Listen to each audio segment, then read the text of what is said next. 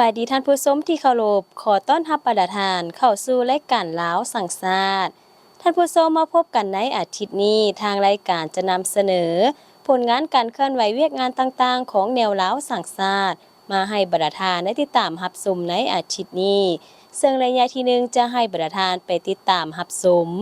ท่านรองประธานศูนย์กลางแนวลาวสังสาสตร์ประกอบคำเห็นต่อกองประชุมสมัยสามัญเทื่อที่10ของสภาแห่งชาติสุดที่9และผ่านการติดตามกวดกาซองแซงรายงานคำคิดคำเห็นคำเสนอของประชาชนเกี่ยวกับการปฏิบัติภาระบทบาท10นาทีของสมาชิกสภาแห่งชาติข้าพเจ้าขอประกอบคำเห็นดังนี้อันที่1ต่อกับภาคสรุปการเคลื่อนไหวจัดตั้งปฏิบัติเวียกงาน5ปีและเวียกงานประจำปี2025ของสภาแห่งชาติจุดที่เก่ามีดังนี้ปัญหาใหญ่อันที่1เห็นว่าการหับหองนิติกรรมนี้ในระยะ5ปีผ่านมายังสังเกตเห็นว่ายังมีบางจุด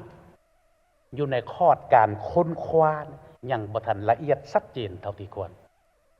อันนี้เป็นข้อเสนอให้เอาใจใส่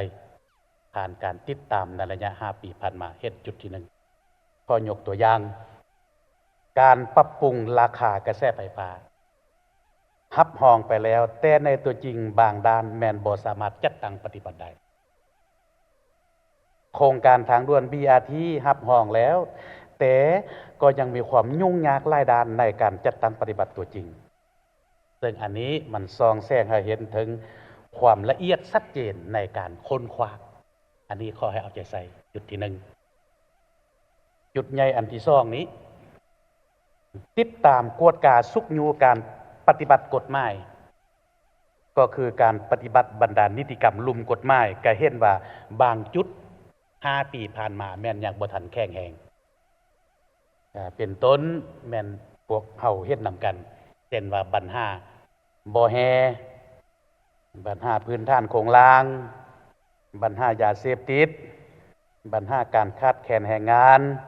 ปัญหาการตัวยั่วลอกลวงทางออนไลน์และอื่นๆที่ว่าเกิดมีปรากฏการณ์ย่อท้อเกิดขึ้นอย่างกว้างขวางแต่ว่าก็เห็นว่ากลไกการแก้ไขก็เห็นว่ายังบ่ทันแข็งแรงฉะนั้นขอให้มีการติดตามกวดกาสุกยูภาคส่วนเกี่ยวข้องให้เข้มงวดทางด้านกฎหมายแท้ๆและปัญหาที่3ต่อกับสมาชิกสภาการเฮ็ดบทบาทในฐานะเป็นตัวแทนของประชาชนบางท่านนั้นเห็นว่ายังเฮ็ดบ่ทันได้ดีเท่าที่ควรใน5ปีผ่านมาสังเกตเห็นโดยเฉพาะแม่นสมาชิกสภาประชาชนแขวงประจำเมืองการลงหักท่านเห็นว่ายังบ่ทันแข็งแรงและก็ยังเห็นอีกว่าความสามารถในการนำเอาแนวทางนโยบาย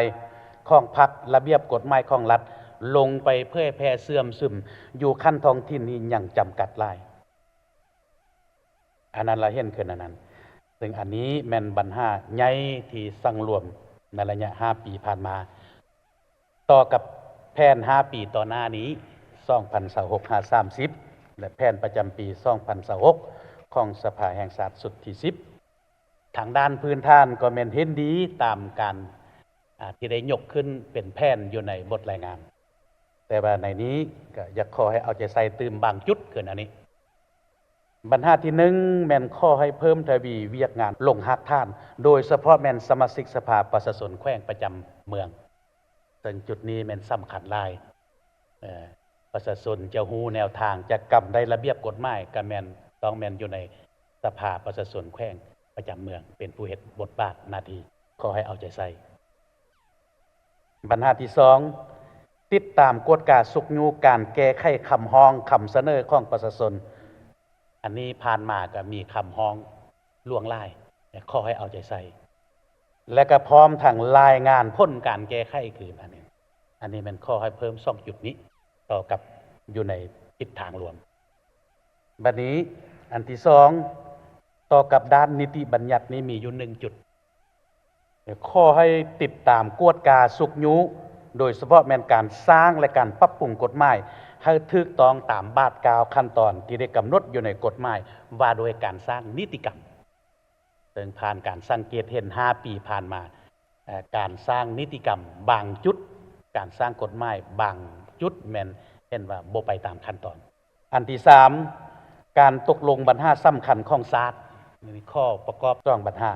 อันที่1แม่นติดตามกวดกาสุกยูโครงการระดับศาล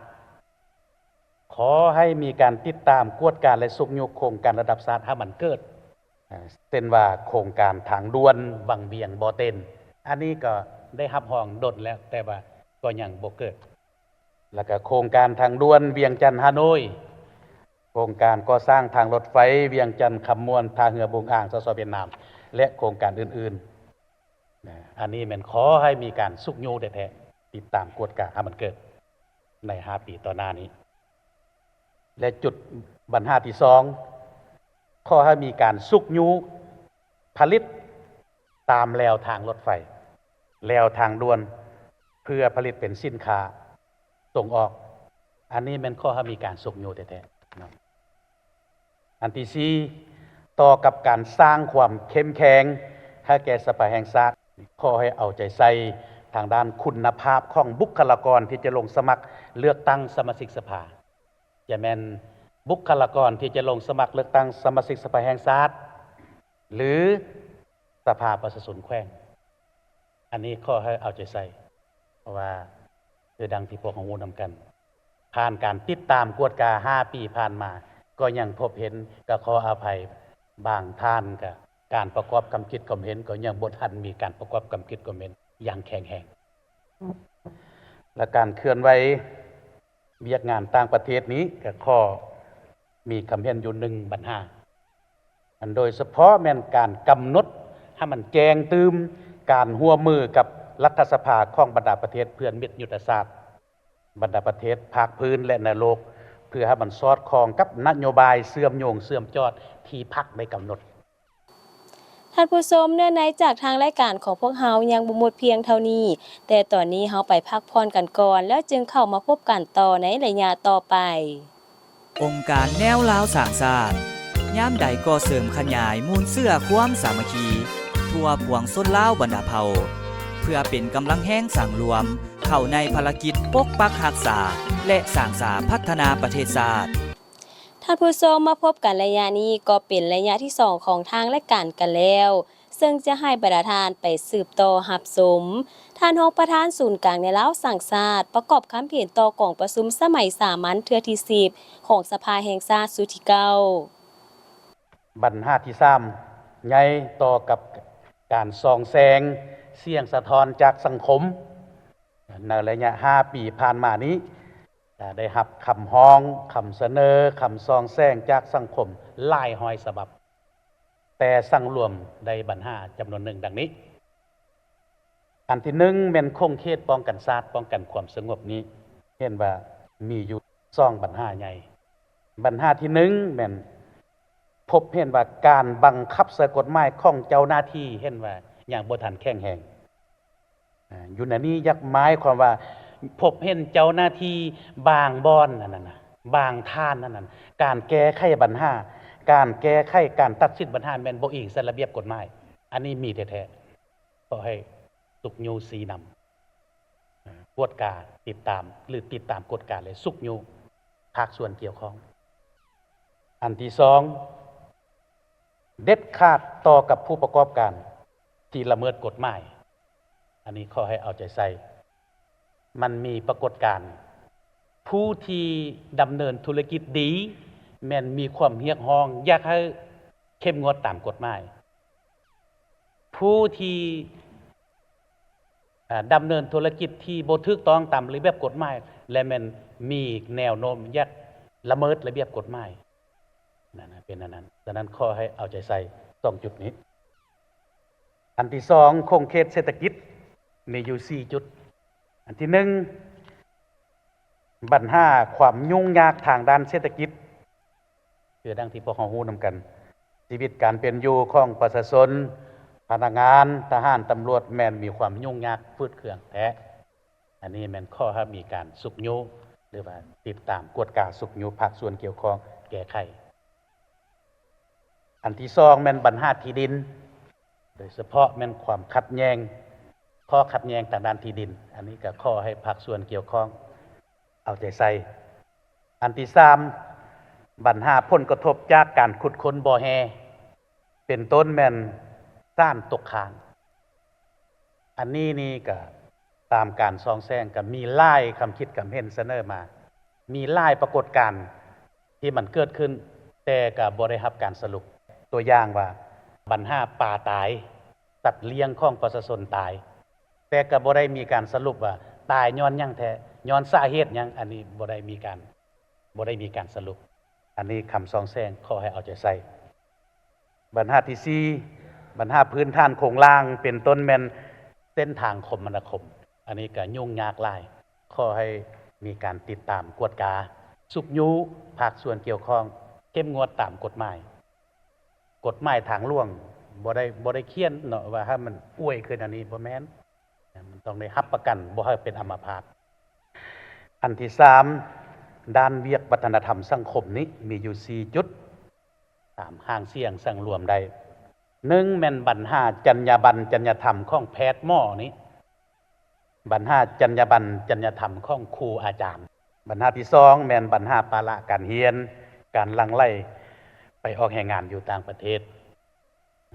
อันที่3แม่นปัญหายาเสพติดปัญหาค่านิยมที่บ่ถูกต้องตามฮีตของประเพณีอันที่4การขาดแคลนแรงงานและอื่นๆอันนี้ก็ขอให้มีการสุกโยกบรรดาท่านสมาชิกสภาแห่งชาติแขกที่มีเกียรติทั้งหมดที่กล่าวมานี้แม่นปัญหาที่สังรวมคำคิดแม่นปัญหาที่สังรวมและก็การสังรวมคำคิดคำเห็นคำฮ้องคำซองแซงโดยสังเขปข้อเรียกร้องมาอย่างทางสภาแห่งชาติติดตามกวดกาและสุกยูภาคส่วนเกี่ยวข้องแก้ไขอย่างเข้มงวดตามระเบียบกฎหมาย